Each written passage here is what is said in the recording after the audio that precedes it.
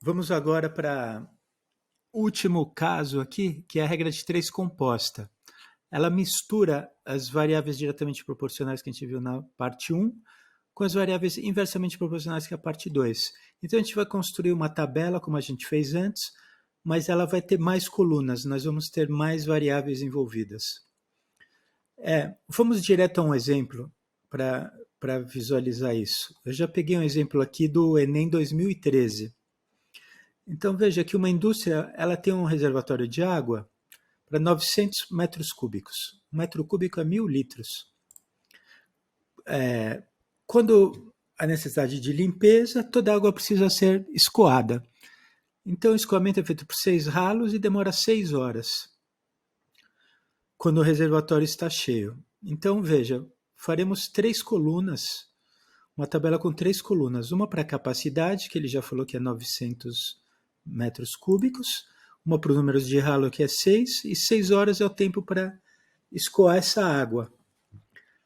Agora, a pergunta é, ele vai construir um novo reservatório com capacidade para 500 metros cúbicos, o qual deve ser escoado em 4 horas. Está o 4 aqui. E a pergunta é, quantos ralos precisa para que isso ocorra? Para que esses 500 metros cúbicos sejam escoados em 4 horas. Então, o número de ralos está aqui o X. Agora, a gente vai fazer a mesma coisa que antes, só que tem 3 colunas aqui em vez de 2.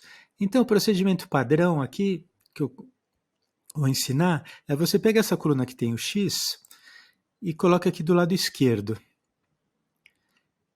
Igual, e essas outras 2 colunas vão se multiplicando uma pela outra. Só que, como nós vimos antes, se as variáveis são diretamente proporcional, essa fração fica como ela está, 900 dividido por 500, e se é uma variável que é inversamente proporcional aqui, a variável onde está o x, então ela é invertida. Então veja que o tempo, o que vocês acham? Se eu aumento o número de ralos, o que acontece com o tempo que leva para escoar toda a água? Vai diminuir, certo? Quanto mais ralos, mais rápido a água escoa. Então, o tempo é inversamente proporcional ao número de ralos. Então, essa fração aqui, que seria o 6 dividido por 4, é invertida para 4 sobre 6. A capacidade. Veja que se nós temos, com relação ao número de ralos, se nós temos uma certa capacidade aqui para ser escoada num dado tempo, com maior o número de ralos, maior a capacidade que pode ser escoada, né? Então, são diretamente proporcionais, portanto, essa fração 900, 500 fica como está.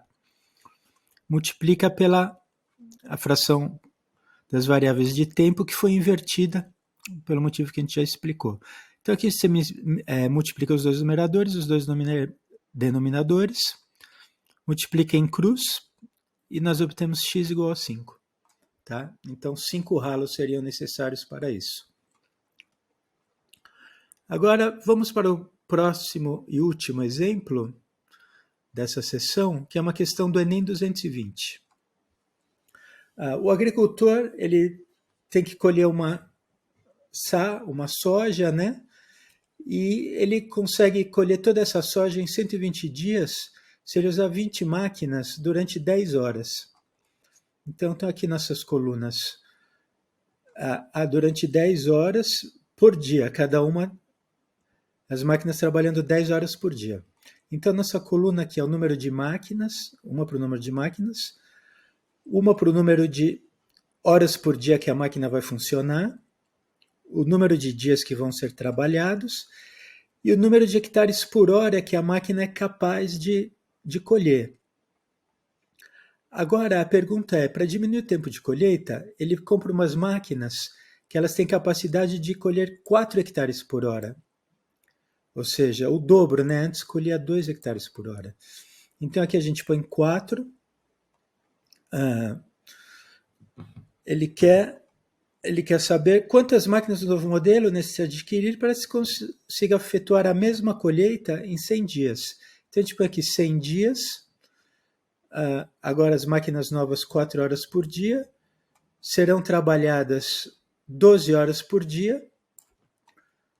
está o 12 aqui, e a questão é quantas máquinas vai precisar nessas condições, né? De máquinas mais eficientes. Ele quer terminar a colheita agora em 100 dias, quantas máquinas seriam precisas? Então, x está aqui no número de máquinas. Então, como antes, a fração que tem o x, 20 dividido por x, a gente põe do lado esquerdo, e as outras a gente escreve assim, uma multiplicando a outra. Só que a gente precisa saber quais variáveis são diretamente proporcionais à variável onde está o x, que é o número de máquinas. Então vamos ver aqui. Se a máquina ela trabalha para uma mesma colheita, né, que deve ser feita, se a máquina colhe mais hectares por hora, então o número de máquinas que você vai precisar é menor, né? Portanto, o número de hectares por hora colhido é uma variável inversamente proporcional ao número de máquinas, né? Ou seja, quanto mais rápido elas colhem, menos máquinas você vai precisar. Portanto, essa fração aqui, 2 sobre 4, é invertida para 4 sobre 2. O número de horas que você trabalha por dia, veja, se você tem mais máquinas, você pode trabalhar menos horas por dia para concluir uma mesma colheita, né? Então, o número de horas por dia também é inversamente proporcional. Então, essa fração aqui, 10 sobre 12 é invertida, fica 12 sobre 10.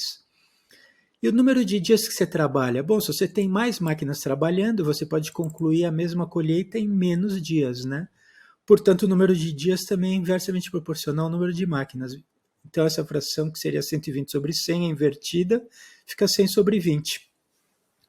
Aí você multiplica esses numeradores todos, os denominadores todos, e depois multiplica em cruz, obtém x igual a 10. 10 máquinas apenas serão necessárias para concluir essa colheita, utilizando máquinas com capacidade de colher 4 hectares por hora, trabalhando 12 horas por dia e tendo 100 dias disponíveis, certo?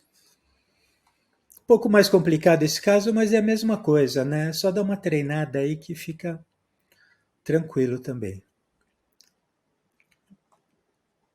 Até logo, pessoal.